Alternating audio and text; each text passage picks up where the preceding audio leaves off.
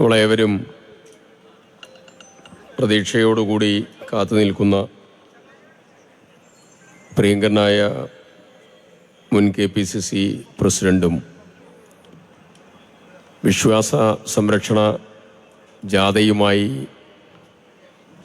കാസർഗോഡ് നിന്ന്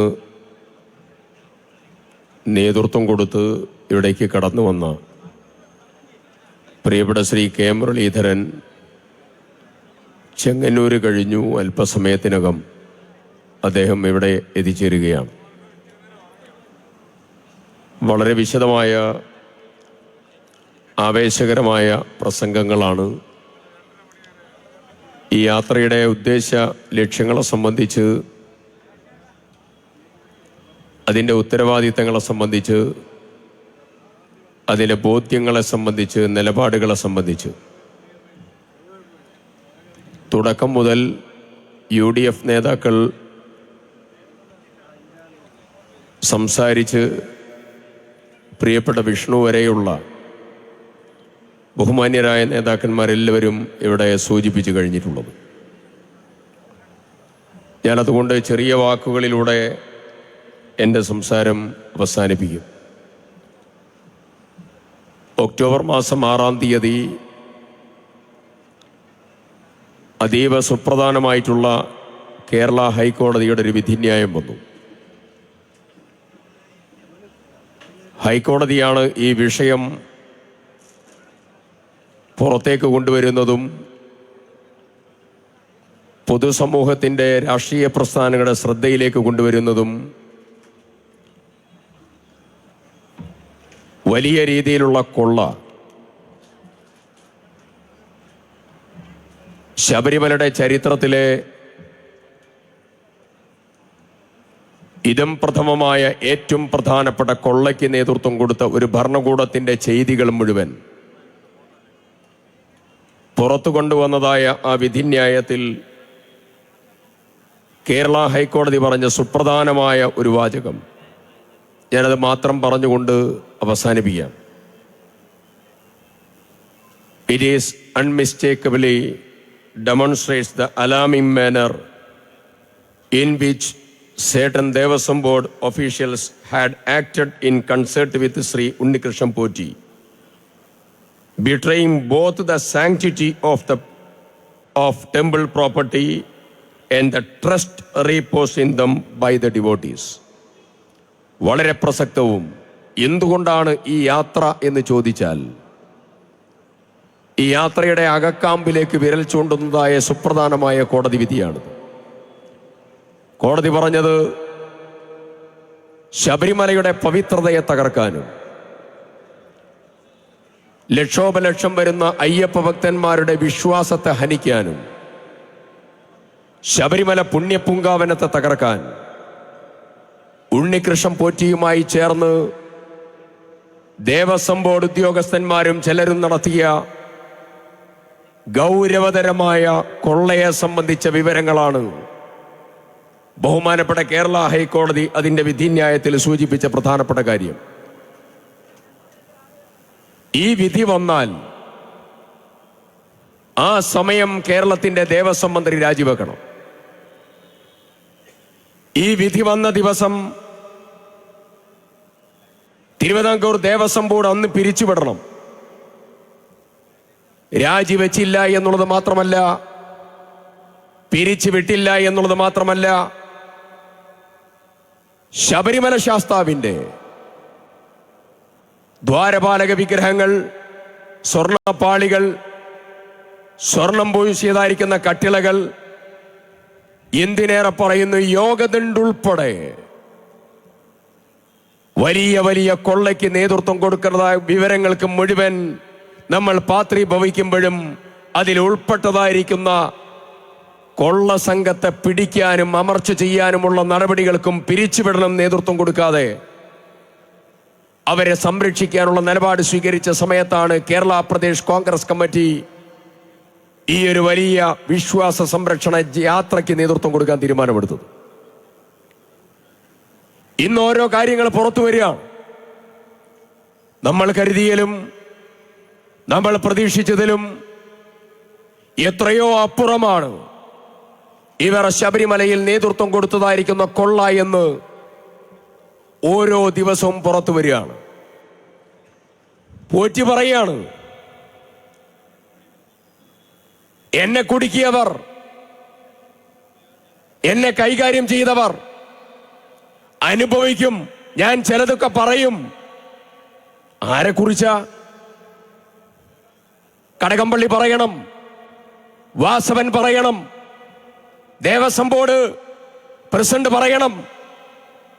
കേരളത്തിന്റെ ചരിത്രത്തിലെ ഏതെങ്കിലും ഒരു സന്ദർഭത്തിൽ എത്ര മുഖ്യമന്ത്രിമാർ വന്നു? ദേവസ്വം ബോർഡ് വന്നതിന് ശേഷം ചരിത്രത്തിൽ ഇതുവരെ ഏതെങ്കിലും ഒരു ദേവസ്വം ബോർഡിനെ പ്രതി ചേർക്കപ്പെട്ടിട്ടുണ്ടോ? ചരിത്രത്തിൽ ആദ്യമായി ഒരു ദേവസ്വം ബോർഡ് ഒന്നടങ്കം പ്രതിയാണ്. ഒരു ദേവസ്വം ബോർഡ് ഒന്നടങ്കം പ്രതിയാണ്. ഇതിനേക്കാൾ ഗൗരവതരമായ ഒരു സാഹചര്യം വേറെയുണ്ടോ? ഇതിനേക്കാൾ വിഷലിപ്തമായ സാഹചര്യം വേറെയുണ്ടോ? എന്താ ഇതിന്റെയൊക്കെ കാരണം? ഒരൊറ്റ കാരണമേ ഉള്ളൂ. വിശ്വാസികളല്ലാത്ത ഭരണകൂടം കേരളം ഭരിച്ച് ദേവന്മാരുടെയും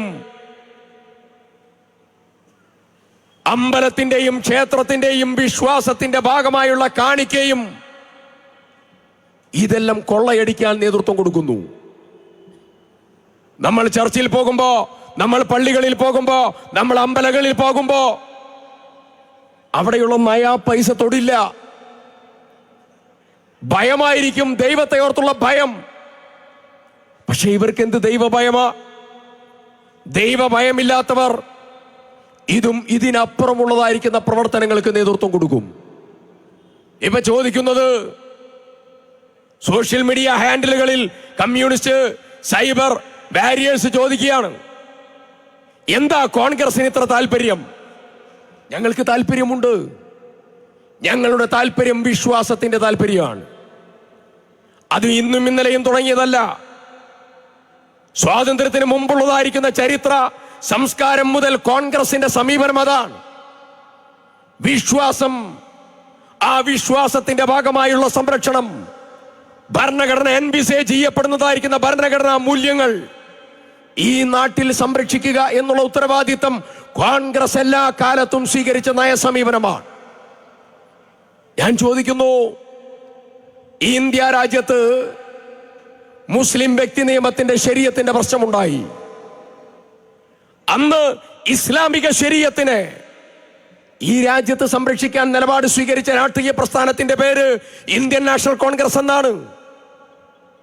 മണിപ്പൂരിൽ ക്രൈസ്തവ സഹോദരന്മാർ ആക്രമിക്കപ്പെട്ടപ്പോ, അവിടെയുള്ള ചർച്ചുകളും കുരിശടികളും അവിടെയുള്ള ചാപ്പലുകളും തകർത്തപ്പെട്ടപ്പോ, അവിടെ നിങ്ങൾ ബൈബിൾ കത്തിച്ചപ്പോ, അവിടെയുള്ള മതാചാരത്തിന്റെ പേരിൽ അവിടെയുള്ള ക്രൈസ്തവ സമുദായത്തിൽപ്പെട്ട സ്ത്രീകളെ നിങ്ങൾ ബലാത്കാരം ചെയ്തപ്പോ, അവരെ നിങ്ങൾ വിവസ്ത്രയാക്കി, അവരെ നഗ്നയാക്കി നിങ്ങൾ ബലാത്കാരം ചെയ്തപ്പോ, മണിപ്പൂരിന്റെ മണ്ണിലേക്ക് അവിടെ പോയി ശാന്തിയുടെ അവധൂതനായി അവരെ ചേർത്ത് നിർത്തി അവർക്ക് ആത്മവിശ്വാസം നേതൃത്വം കൊടുത്ത നേതാവിന്റെ പേര് ഇന്ത്യൻ നാഷണൽ കോൺഗ്രസിന്റെ നേതാവ് രാഹുൽ ഗാന്ധി എന്നാണ്. കോൺഗ്രസ് എല്ലായിടത്തും സ്വീകരിച്ച സമീപനം അതാണ്. അവിടെ മാത്രമല്ല, ഞാനും നിങ്ങളും മറന്നുപോയില്ല, മത്തായി ചാക്കോ എന്ന് പറയുന്ന കറകളഞ്ഞ കമ്മ്യൂണിസ്റ്റ് നേതാവ് അവസാനം മരിക്കുമ്പോ അതേ മന്ത്യലേപന ശുശ്രൂഷ സ്വീകരിച്ചാണ് മരിച്ചത് എന്ന് ലോകത്തോട് വിളിച്ചു പറയുന്നത് അഭിവന്ദ്യനായ താമരശ്ശേരി പിതാവായിരുന്ന മാർ പോൾ ചിറ്റലപ്പള്ളി പിതാവാണ്. അന്ന് CPM-ന്റെ ഇന്നത്തെ കേരളത്തിന്റെ മുഖ്യമന്ത്രി പിണറായി വിജയൻ അന്ന് പാർട്ടി സെക്രട്ടറിയാണ്. പിണറായി വിജയന്റെ പ്രഖ്യാപനം ഞാനും നിങ്ങൾ മറന്നുപോയില്ല. ആ അഭിവന്ദ്യനായ പിതാവിനെ വിളിച്ചത് നികൃഷ്ട ജീവി എന്നാണ്. നികൃഷ്ട ജീവി. കേരളം മുഴുവൻ ഒരു വിദ്യാഭ്യാസ മന്ത്രി MA ബേബി CPM-ന്റെ അഖിലേന്ത്യാ സെക്രട്ടറിയാണ് ഇന്ന്. ആ ബേബി വിളിച്ചു പറഞ്ഞു, രൂപത എന്ന് പറഞ്ഞാൽ രൂപത എന്നാണ്.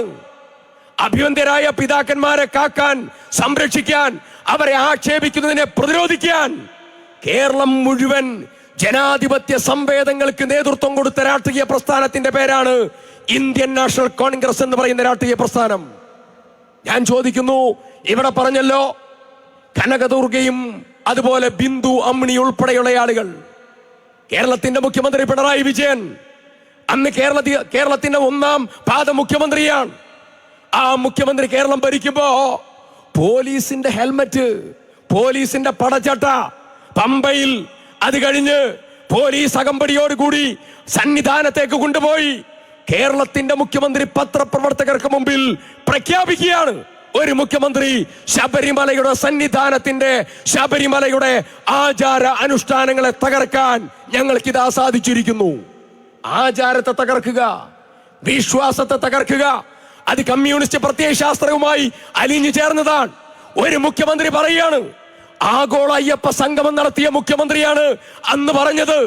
മാപ്പ് പറഞ്ഞിട്ടില്ല, ക്ഷമ ചോദിച്ചിട്ടില്ല, വിശ്വാസികളോട് പറഞ്ഞിട്ടില്ല.